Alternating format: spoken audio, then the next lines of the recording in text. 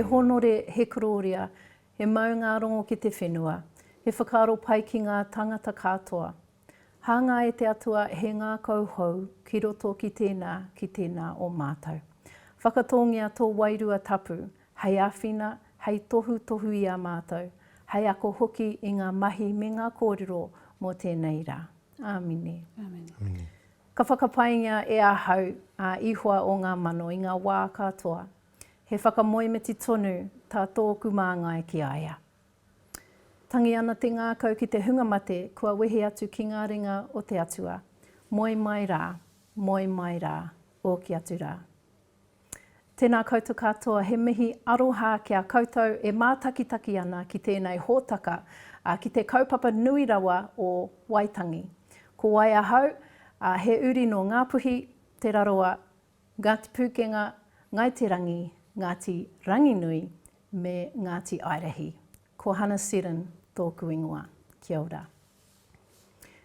As a young child born in the late 70s, I've often reflected back on the opportunities or the lack of opportunities to learn my story, the story of Aotearoa. As a child of a Māori father and a Pākehā Irish mother, I really went through life without an understanding of the significance of Waitangi, of the Treaty of Waitangi, of what had happened in my own country that had impacted the world around me.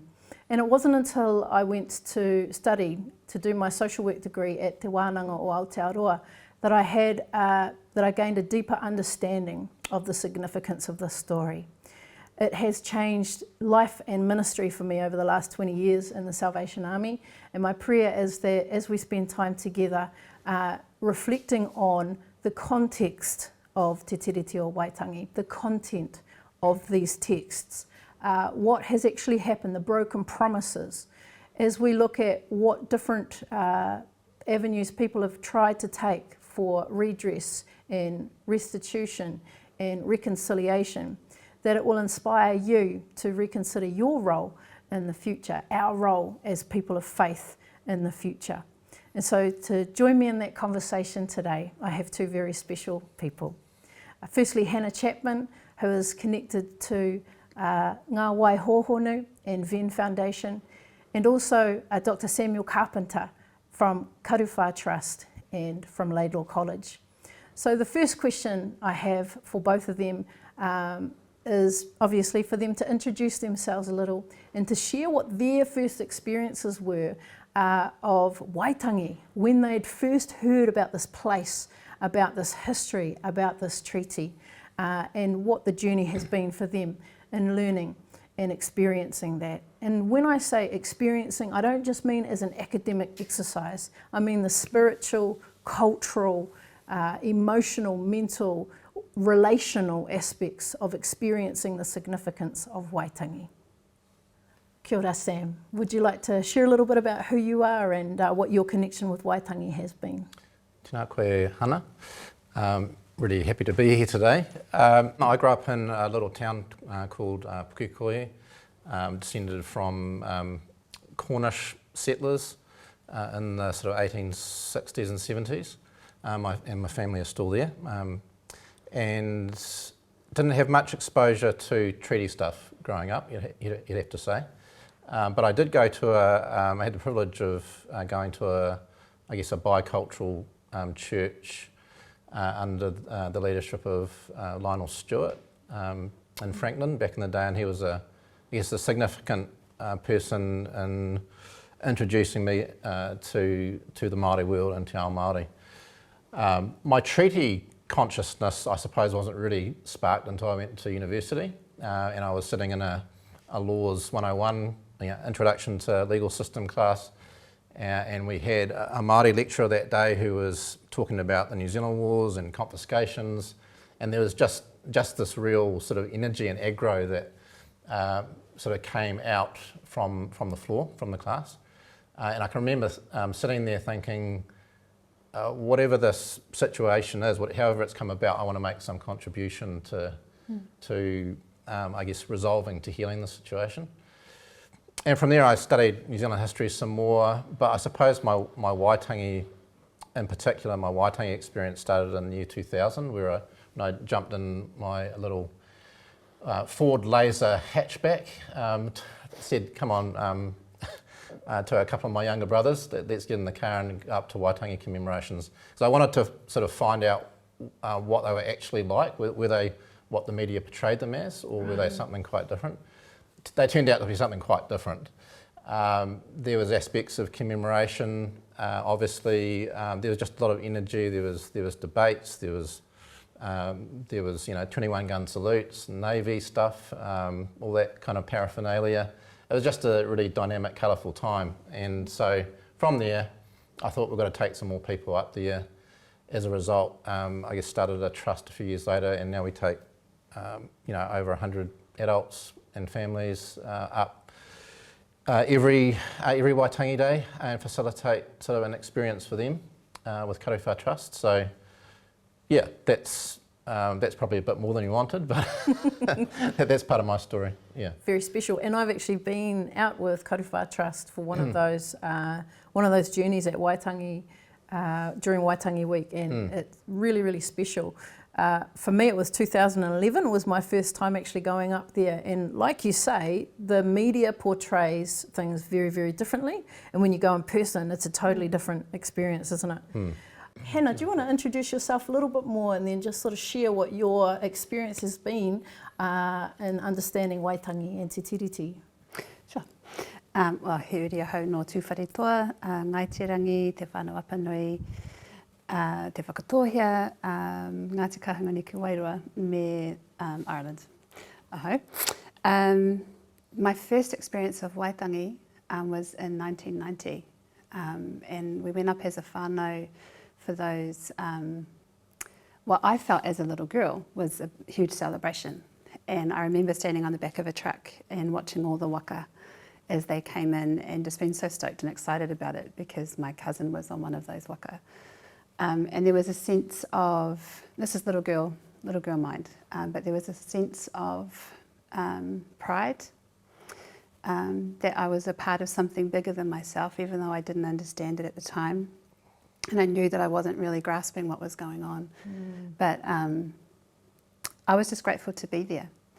The next time that I went was actually 2020, so quite a gap between the two. Yeah. And it was a really different experience for me because I had understanding.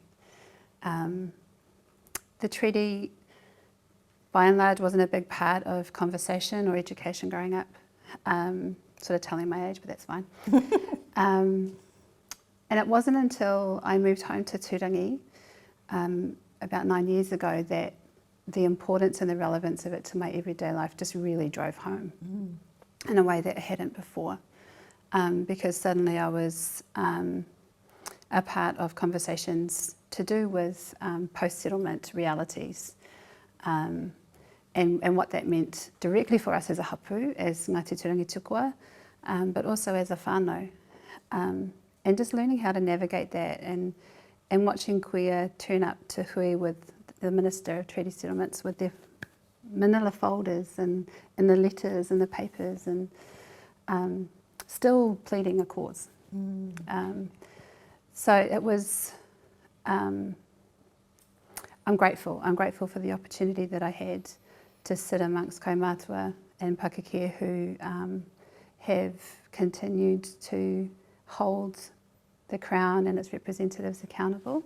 And as an adult, I now understand why that's important and the difference that it will make to our lives if the things that we've been fighting for and hoping for come to fruition. Kia ora, Yeah. kia ora. I guess for people who are not very familiar with the story of Waitangi, it would be really helpful to have an understanding of what the context was for the creation of a treaty. You know, lots of countries have had treaties. Why a treaty for Aotearoa? Okay, so I'll try and give a sort of thumbnail sketch because obviously we could talk for hours about it, but in some ways the best place to start is the cast of characters involved. So obviously you have Māori, you have Māori leadership, you have British settlers, traders, a lot of them kind of rogues and vagabonds, some more respectable types, a few of them. who are settled in the Bay of Islands, but in fact there's whaling and sealing stations all over the country, you know, from really the late 1700s. But then you get this sort of settlement happening. You get, I guess, law and order type issues would be the best way to say it. So you have, actually a good story that illustrates this is something called the Girls' War, just to touch on this briefly. That happened in the Bay of Islands in 1830, where a whaling captain, who was one of these slightly roguish types, had a succession of relationships with some highborn Māori women in the Bay of Islands, and that led to a interchange where there was a scuffle on the beach and there was a curse, and then that led to a war, which resulted in quite a few deaths. And then later on, that war was sort of picked up again in 1837. But it was called the Girls' War because of this relationship between a whaling captain and these highborn women, and this resulted in sort of tribal movements around the Bay of Islands. People shifted out of Kororarek and things. So that's really just an illustration of, I guess, the kind of entanglements of Māori and European lives, and the fact that there wasn't really an overarching authority that could at least seek to bring some sort of government or order to the situation. That, I would say, is one of the main reasons why we got a treaty in the end, because of the entanglement already of Māori and European worlds. And then another big sort of push factor was from colonists, colonisation companies that wanted to come here. They wanted to settle, but they also wanted to make profit through these colonisation companies.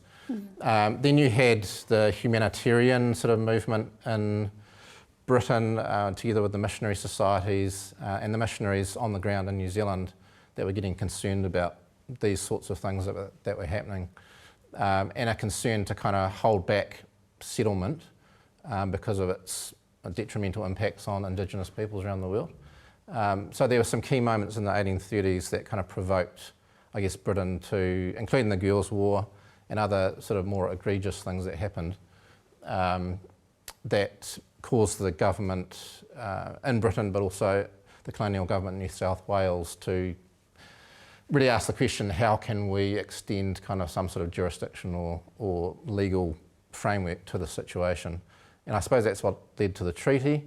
There was also other factors like the long relationship, or the relationship that had built up between Māori and the British monarchs, from Hongi Hika visiting in the 1820s. There was a declaration of independence in which the British resident was involved, James Busby, in the Bay of Islands, and all of these things kind of eventually led up to the treaty.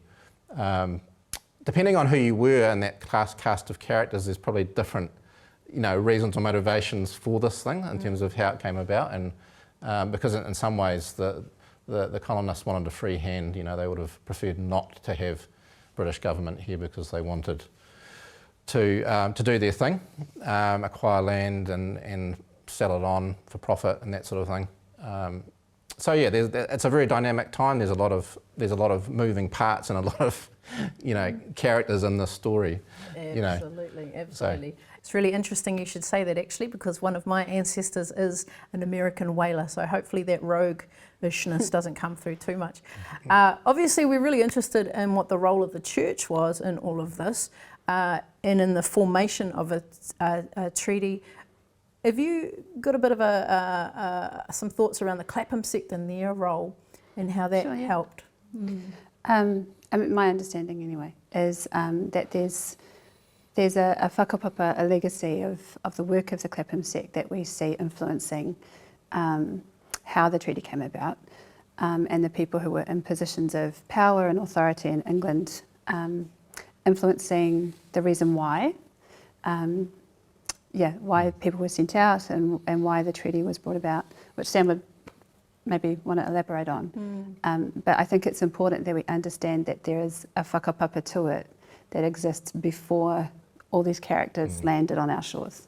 Really, really important. So Christians were concerned with what was happening in kind of empire building or the process of colonisation. There were Christians calling for another story, a way of going about what we were doing.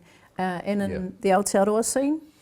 Yeah, I mean, that's a nice segue into the treaty itself, really, because the Clapham set, Wilberforce and the fight against slavery, and then the attention on the plight of Indigenous peoples around the globe. New Zealand was part of that sort of more global picture.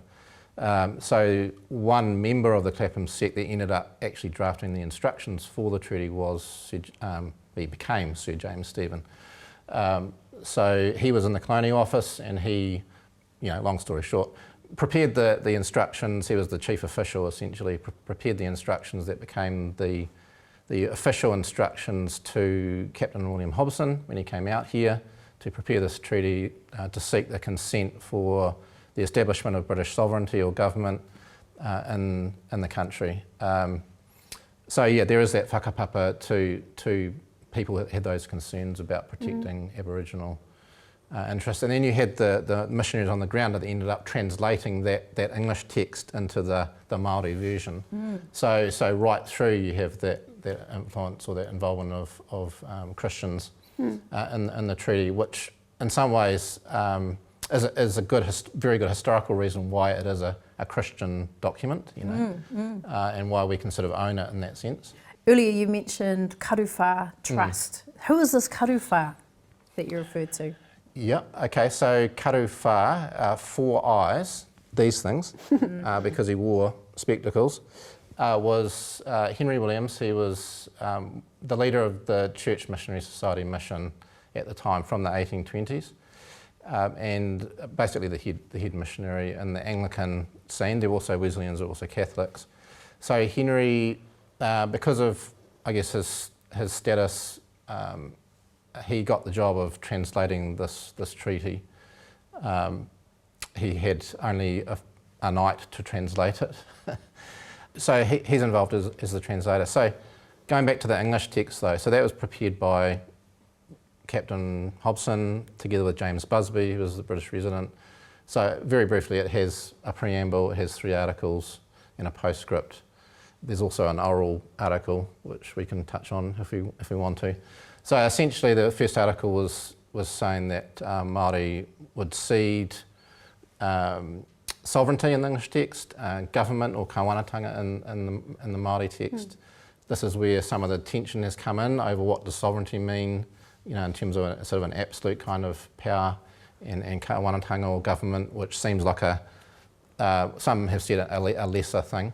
And then in the second article, you have a guarantee from the Crown to Māori of their ownership, possession of lands and resources. In the English text, in the Māori text, it's tino rangatiratanga of lands, villages, and taonga.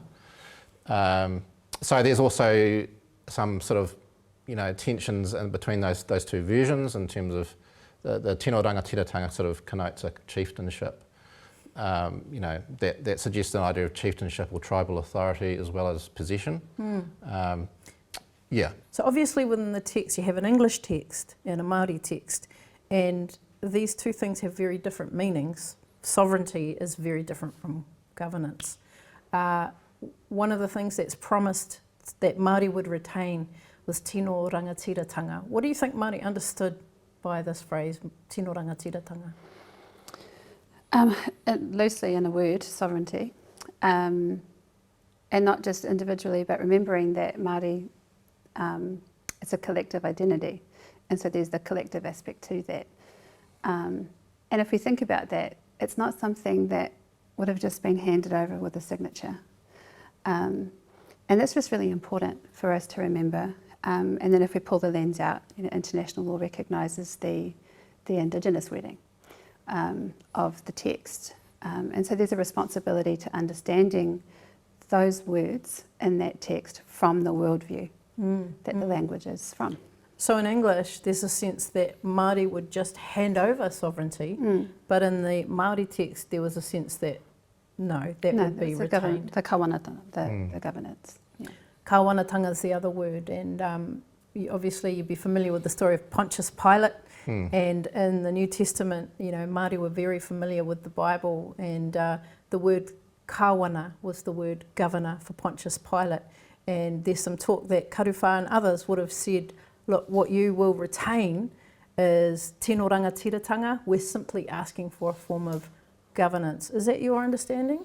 In short, yes. I mean, a lot of people, as we've talked about, have pointed out, that there are these tensions in the text, but I think my own view is that if you read the intent, the humanitarian intent behind the treaty, in its context, you can actually read the text together in a way that says essentially government was to be established to create this framework of law and order, to primarily be focused on English settlers, but also ensure this peace and good order across the country.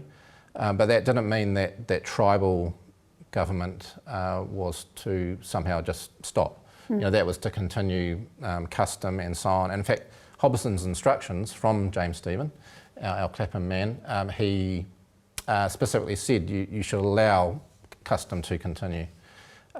So I think there is a way that you can actually read the text together creatively and understand them in their context, but recognise that there are tensions because the languages are different, the conceptual worlds are different. But in my view is that the intent was honourable.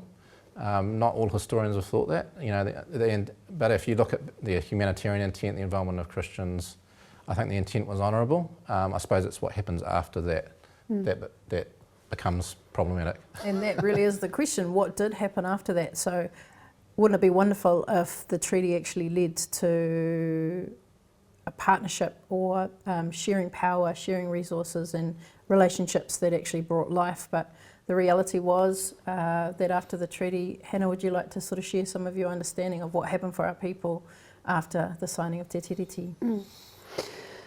Very quickly, it was all but abandoned by many, and the mechanisms of British law were used and weaponised against Māori. Things were changed, acts were brought into place to oppose the very thing that the treaty, based on this description that Sam's given, was trying to achieve. So the very law was used structurally? Yeah, various acts and so on were brought into play. And I'm not 100% sure of the timeline, but by the 1860s, the vast majority of land had been confiscated. Would that be? There were certainly confiscations, and the ones after the New Zealand Wars in the 1860s. But there was also a long process of acquisitions or transactions of various types that happened as well. From the very early years.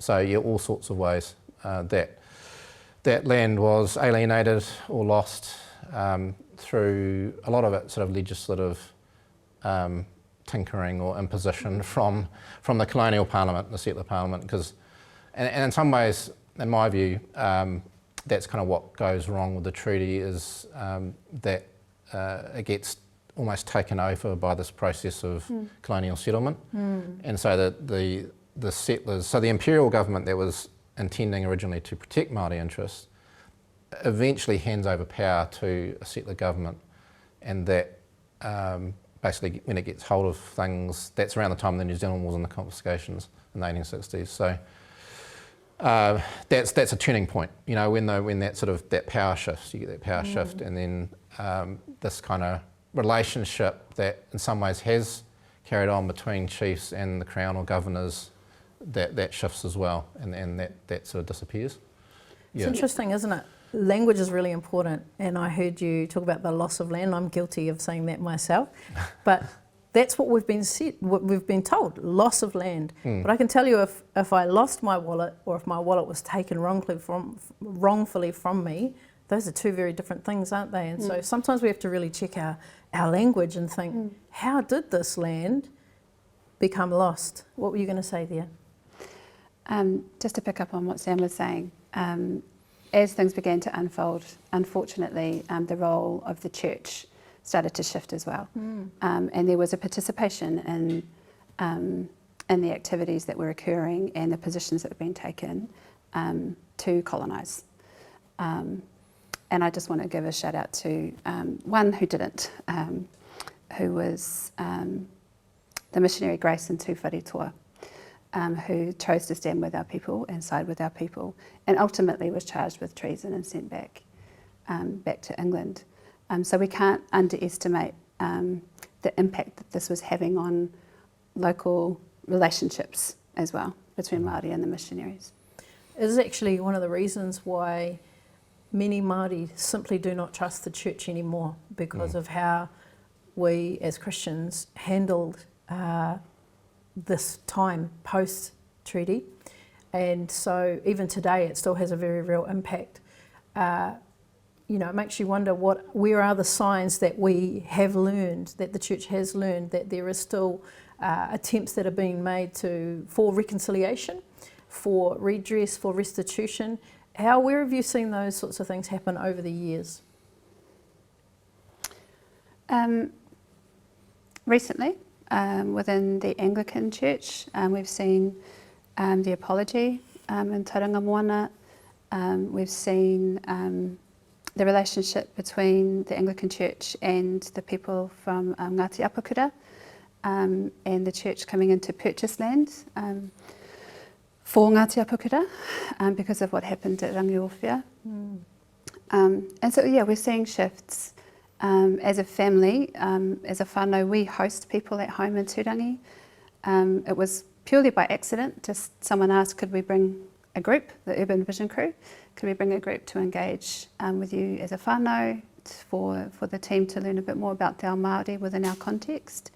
And it quickly snowballed to within a couple of years we'd hosted over 1,000 people. And that still continues. What showed me that not only institutionally do things need to occur and were things occurring, there were shifts happening, but it was happening on a personal level and people trying to make sense of it. And those people who visited were predominantly Pākehā Christian.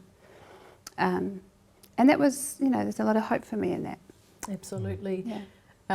A few years ago when I was in Waitangi, I was talking to the chairman of Te Tii Marae, and he had observed that in recent years more and more Christians continued to show up at Waitangi, and he was trying to get his head around why that was, what was happening. And to me it's really clear that the Spirit of God is moving in this space and speaking to us as individuals personally, but also organisationally and to our churches.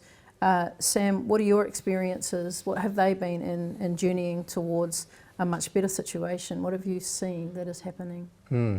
I mean, yeah, such a complex question, but one more historical reflection, which comes back to the treaty. You know, you're right, because in a sense the church was involved in the treaty, and missionaries went around and said, you know, this is a good thing, it will protect your rights and interests. Very soon that picture began to unravel. So the church's story in a sense is sort of bound up with the treaty story in quite complex ways, and then later on you get the land wars and you get prominent people like Bishop Selwyn who sort of get offside, or they basically lose, you know, almost all of their standing with Māori and te ao Māori because of how they're perceived to be supporting the imperial troops and so on. So it's complex, but yeah, how have I seen things, you know, begin to heal? I mean, in some ways we've been on this journey, well, almost from the beginning, with people taking petitions to the Crown and so on. We've had obviously the treaty settlements process, which I've been involved in personally. That's been, I guess, significant perspective for me, and so there's those things that the Crown is doing, but I agree that, you know, we can't just leave it up to the government to sort of sort this stuff out, because the church is integral to the whole picture. So yeah, the things that Hannah's mentioned around that, and there have been other instances of, you know, land being given back and so on over time, but I think in some ways people's consciousness of these things is only just sort of coming to the point where they're actually beginning to think around, well, should we review our history, you know, in this particular whenua, you know, even the land that we own, and is there some responsibility to local tangata whenua to, you know, renew those ties, renew those relationships? So both of you are involved in storytelling in different ways in the different organisations. Have you seen well, could you comment maybe on the impact that that has on people when they have a better understanding of what has happened in Aotearoa, what has happened around Te Tiriti and what their role could be, from your different experiences where you've spent time? Quite often the response from Pākehā is that they didn't know. Like, I didn't know this, it wasn't taught in school, or it wasn't taught in church. And then that's quickly followed by grief, that they didn't know, or confusion as to why. Why didn't we know? Why weren't we taught? With tangata whenua, we know. It's our realities, whether we understand the history as it's been described today. I don't think that's necessary in order to feel the grief. Like, as a child at Waitangi, I understood that there was this pride, but there was just this undercurrent that I still felt as a little girl. There's something wrong here. There's something rumbling beneath the surface here. And you grow up with that, because as tangata whenua, we hit up against the very things that keep us trapped in these cycles all the time, whether we can articulate it or not. We understand it intuitively and through experience. So when we hear the stories, it almost articulates, that's why. That's why I feel this way. That's why, for generations, this is what it's looked like in our whānau or in our hapu. So it's an affirmation almost, but also accompanied by grief and rage and frustration. And, Absolutely, and this generational trauma that's carried in our DNA, in social work over the years, before I had a really an understanding of why things had transpired, why were Māori often described as overrepresented in all the most negative statistics? Was it because there was something in our DNA that just made us dysfunctional, which is often the story that has been told, or was there more to the story? And as we're finding out, there's more to the story. There's more to the story. What's your experience been as you've shared? Yeah, I mean, related to that, I'm not a psychologist, but I've been reading a bit about trauma, actually, just for personal for fun. Yeah. Sure. And just say personal trauma, but this person I've been reading, Dr. Mate, anyway, he's on YouTube. He talks about working with addiction, people with addiction, and the way that often Indigenous communities are sort of overrepresented and that sort of thing. But the way that this trauma from the past, is passed down. So I mean, one way to get over that trauma is this kind of process of learning the story and understanding that I guess it's not your fault, that, and that probably goes for both sides in a sense too, because if you're a little Pākehā kid growing up, that's in a sense like you're a historical accident that you're born into that particular time in history with those, with those genes, etc. But by coming to know the story, knowing the story that we're part of, we can sort of take ownership of what that, of that past and what it means for today. The trauma that it's caused, and do things to heal it. So ignorance is a big problem when it comes to healing these things, I think. It is. And often when we start to have these kinds of conversations, you can get some really big feelings back from people who you just don't want to talk about it. And if I think about even just recently when the creamy milk chocolate from Whittaker's was translated into Te Reo Māori, this is just another symptom of this bigger issue where there was a big backlash from some of the community. Interestingly, when they did a bit of a study, it came back that those who were the most offended were the older generation, Pākehā generation, and men, mostly men. Very interesting. And so if you were to think about where the opportunities are for us to tell the story of the church, often who's leading the church are older Pākehā men.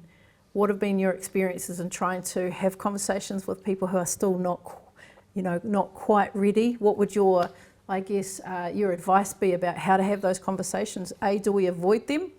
be? Do we really push hard regardless of how the reaction is coming, or is there another way? I'll let Hannah answer this one. Maybe I'll chime in. It depends, yeah, it depends. I don't think there's one formula because it's so personalised as well as systemic and structural.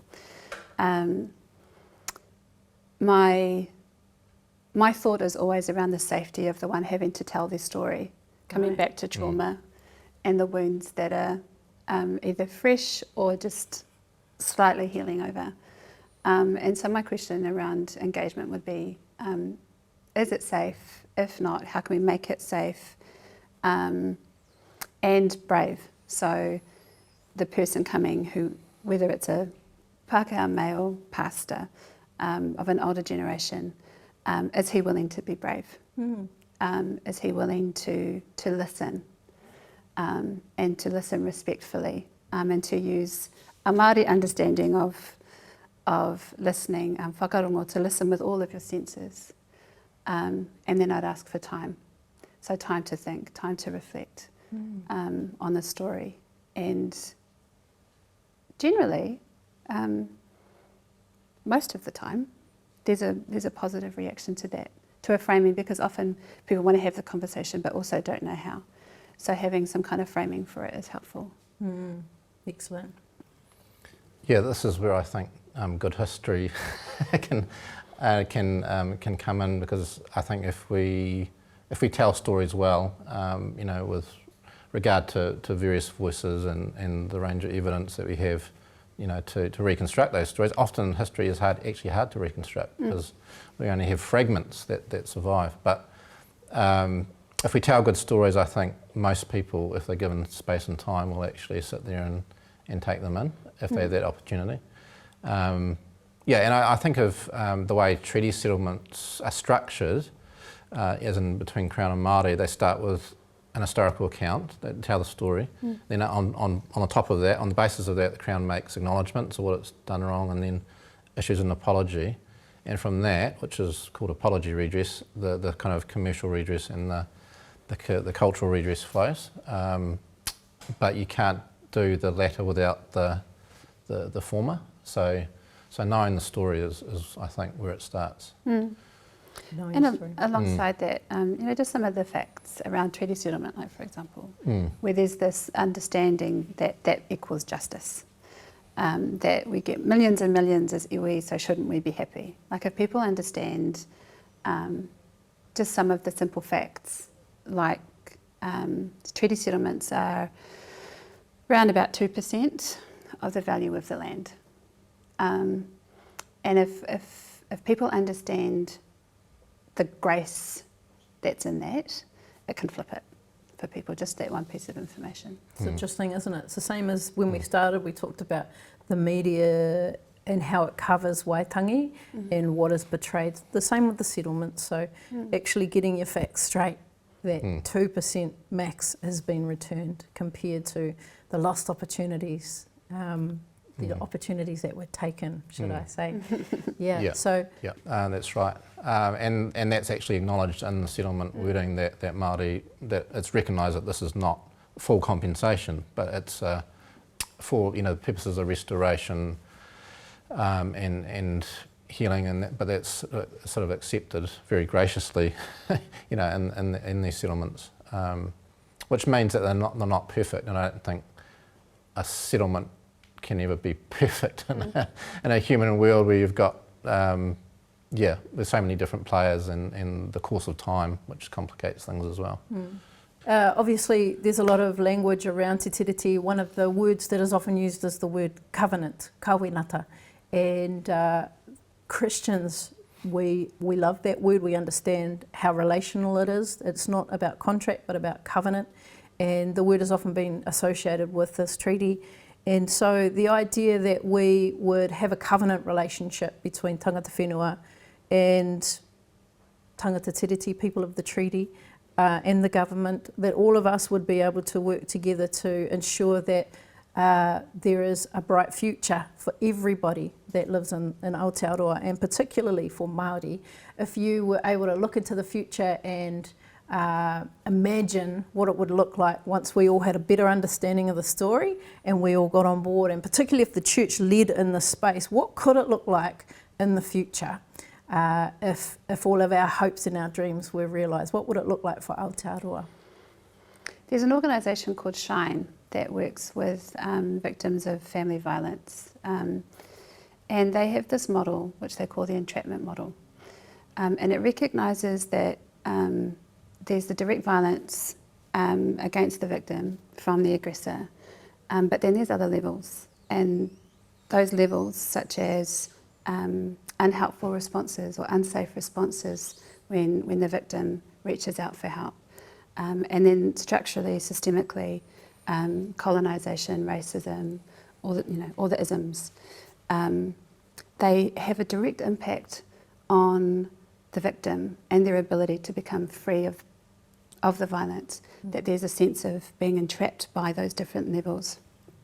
If we think about treaty as covenant, and to use Matua Alistair Rees's work around the treaty as covenant as a marriage relationship, as Māori, we are the abused partner, and these different layers continue to impact on us, and from a Christian perspective, the fullness of life that Jesus promises.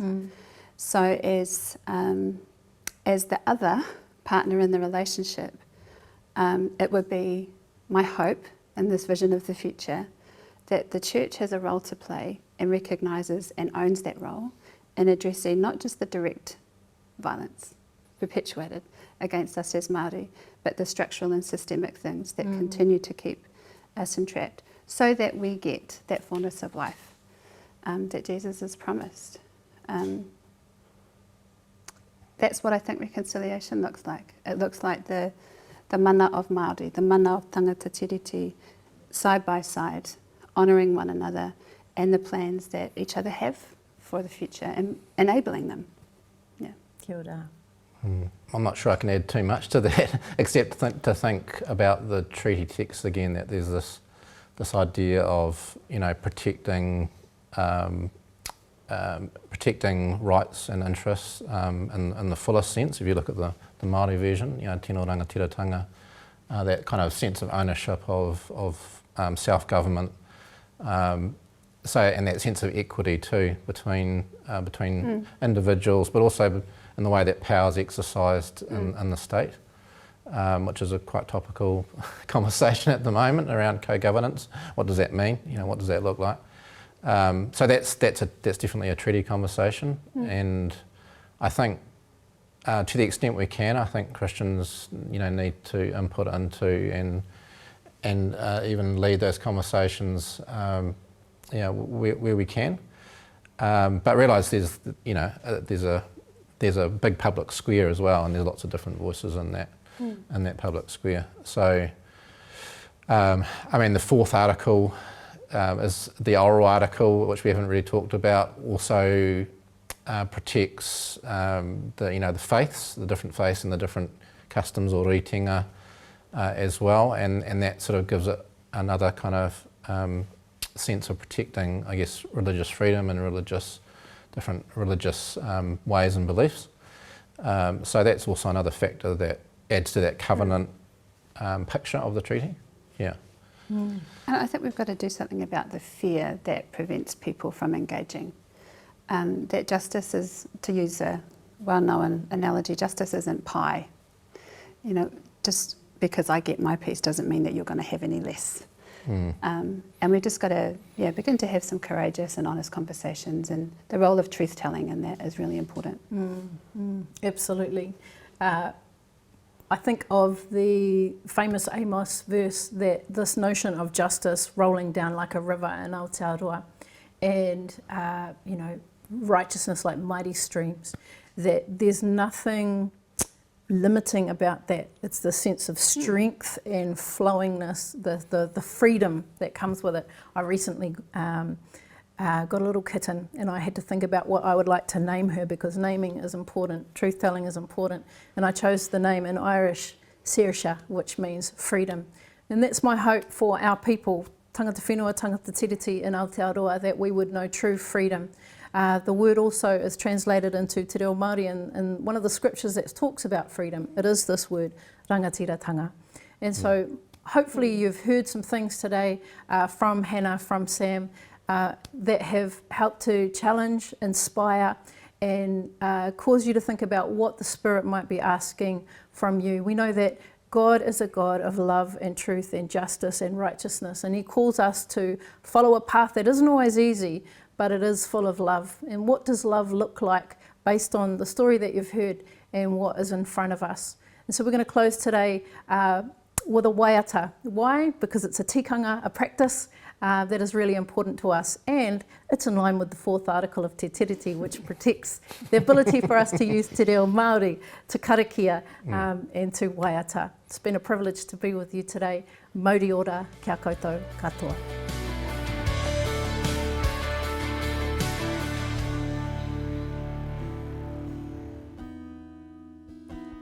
Hannah and I are now joined by the beautiful Reverend Kiri Ann Hokianga, who's going to help us to praise the Lord and worship His holy name.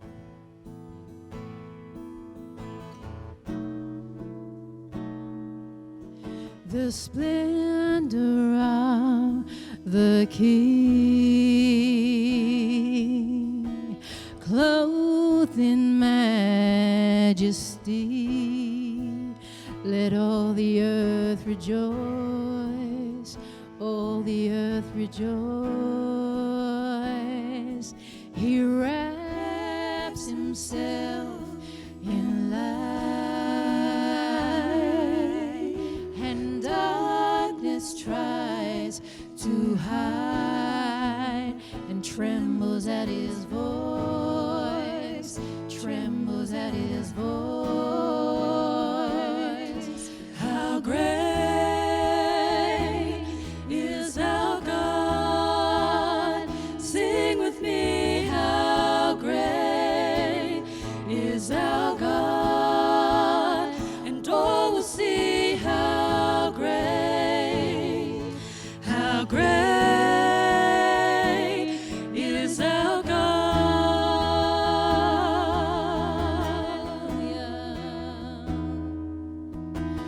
Age to age He stands, and time is in His hands, beginning and the end, beginning and the end. The Godhead three